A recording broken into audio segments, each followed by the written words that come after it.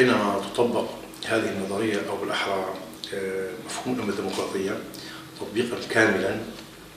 فتصبح منطقة الشرق الأوسط وميزوبوطاميا بين النهرين بالكامل موحدة بفكر إنساني، فكر أخلاقي، لأن القائد عبد الله أوجلان طرح نظرية الأمة الديمقراطية وألغى الفكر القومجي الشوفيني الذي كان سببا بحروب كثيرة وقتل أمم كثيرة، وأيضا حارب الفكر الديني السياسي المبني على الفكر الأصولي الوهابي التكفيري الظلامي، فألغى هاتان المقولتان بأن الأمة لا تقوم إلا بالقومية والأمة التي لا تقوم إلا بالأمة الإسلامية، وأعطى شيء جديد، أعطاه مسحة أممية إنسانية. هذا المفهوم هو مفهوم إلهي على فكرة، لأن الله هو إله الإنسانية جميعا وليس إله قومية معينة ولا إله دين معين، وخلقنا كلنا شعوب وقبائل لنتعارف وإلى آخره. لذلك حينما تطبق هذه النظرية لن يكون هناك حرب بفكر قومجي كما يحصل الآن في سوريا وفي الدول الأخرى، ولن يصبح أيضا حربا دينية على أساس مذهبي طائفي كما يراد لها ما بين الشيعة والسنة، وإعادة خلاف عمره 1400 عام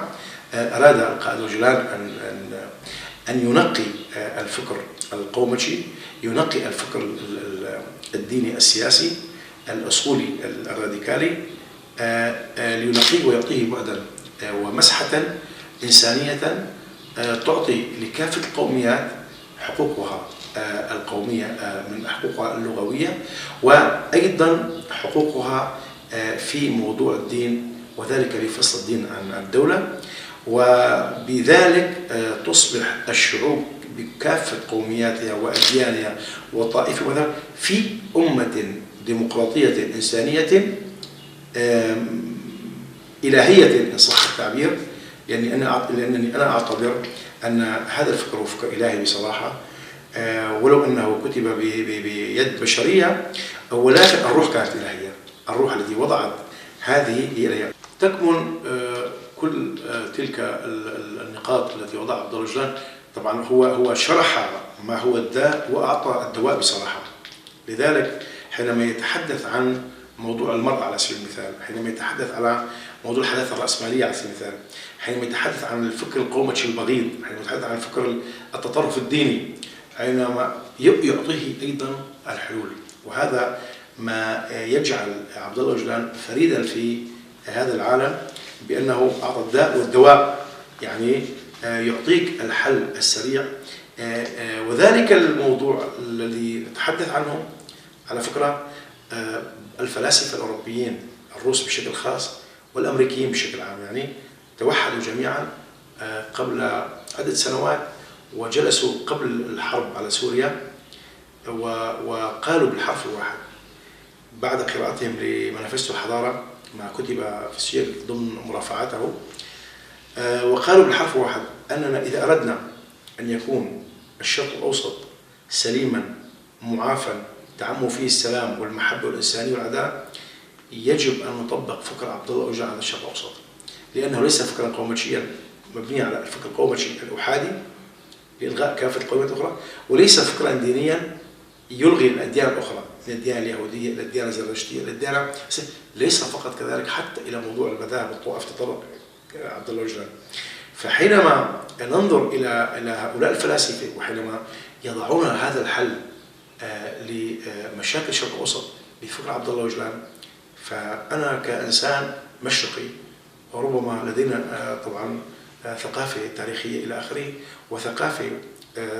حاضرية وأيضا مستقبلية نتنبأ، ولكن حينما يكون فلاسفة الغرب جميعا مع الأمريكان فلاسفة ومثقفين وسياسيين مخضرمين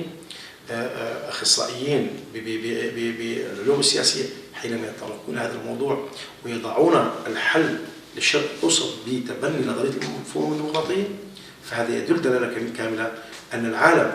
مع الأسف الغربي فهم أوجلان أكثر من فهمه شعبه أولا وشعب المنطقة ثانيا.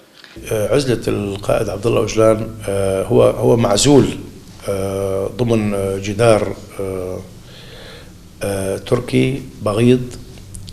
واعتقد الأتراك أنهم حينما يعتقلوا عبد الله أوجلان ضمن غرفة ربما سيقتلون فكره، ولكن لا يعلمون أنهم باعتقاله جلبوا الويلات على أنفسهم. أولا في سجنه في معتقله استطاع أن يتحرر ويحرر الروح الذي في داخله، وكتب من أعظم كتاباته مانيفستو الحضارة بمرافعته، وهذه انطلقت لأرجاء العالم وترجمت ونشرت والآخر، وعرت الفكر القومي التركي، وأيضا فكر حزب العدالة والتنمية المبني على إلغاء الآخر والحلم البغيض الذي كانت تحلمه بالعودة إلى مفهوم الخلافة الإسلامية العثمانية وتسييدها وضحكه على الشعوب عبر أكثر من 4-5 قرون تقريبا. ونحن كسوريان بشكل خاص دخلنا بقوة الإدارة الذاتية، لأنه عام 2015 أرسل رسالة من سجنه إلى الشعب السرياني الأشول الكلداني يقول بالحرف الواحد، يقول إن هذا الشعب العملاق في الحضارة في ميزوبوطاميا بين نهرين، الشعب السرياني الأشول الكلداني، شعب عظيم تعرض للإبادات، وأنا كعبد الله أوجلان وضعت على كاهلي على كتفي أن أحمي ثقافة هذا الشعب العظيم، وكل كردي من بعد يجب أن يحمي هذه الثقافة.